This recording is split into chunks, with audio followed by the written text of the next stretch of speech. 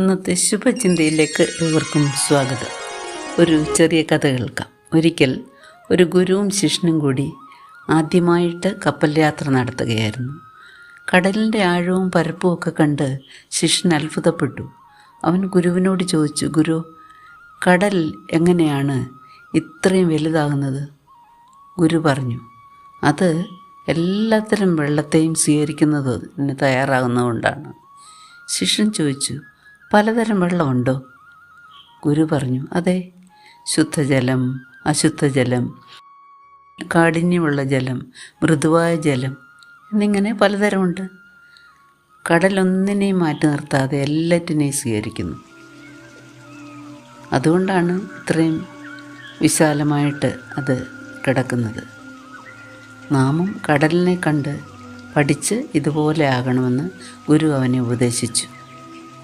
എന്താണ് ഈ കഥ നമ്മെ പഠിപ്പിക്കുന്നത്? ഇഷ്ടമുള്ളത് മാത്രം സ്വീകരിച്ചാൽ ആർക്കും ആവശ്യമുള്ളതെല്ലാം ലഭിച്ചെന്ന് വരില്ല. പ്രിയങ്ങളിലൂടെ മാത്രം സഞ്ചരിക്കുന്നവരാരും പൂർണ്ണ വളർച്ച എത്തുന്നുമില്ല.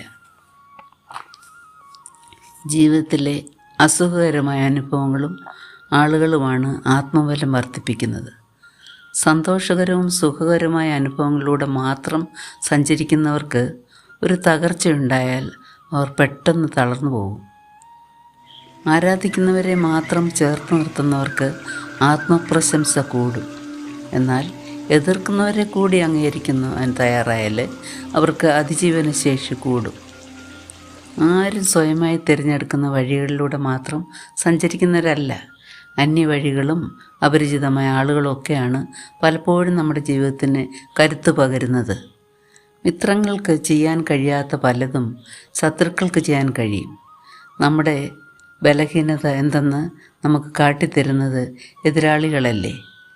അതുപോലെ മുന്നറിയിപ്പുകൾ നൽകുന്നത് പ്രതിയോഗികളാണ്.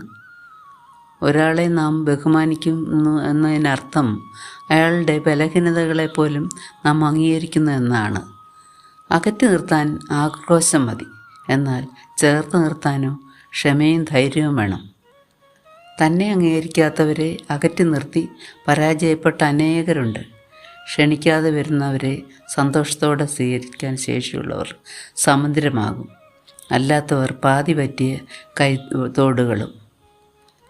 സ്വാമി വിവേകാനന്ദൻ പറയുന്നു, കരുത്തിൻ്റെ ഏകലക്ഷണം നാം പുലർത്തുന്ന ശാന്തചിത്തതയാണെന്ന്. ഇതല്ലേ വാസ്തവം? നമുക്കും സമൂഹത്തിൽ ജീവിക്കുമ്പോൾ എല്ലാ വ്യക്തികളെയും ഒരുപോലെ സ്നേഹിക്കുവാനും ബഹുമാനിക്കുവാനും ചേർത്ത് നിർത്തുവാനും സാധിക്കണം. അങ്ങനെ ഒരു വിശാല ഹൃദയത്തിനുടമയായി തീരുവാനും സർവശക്തനായ ദൈവം നമ്മെ ഏവരെ സഹായിക്കട്ടെ എന്ന് പ്രാർത്ഥിച്ചുകൊണ്ട് ഇന്നത്തെ ശുഭചിന്ത നമുക്കിവിടെ അവസാനിപ്പിക്കാം.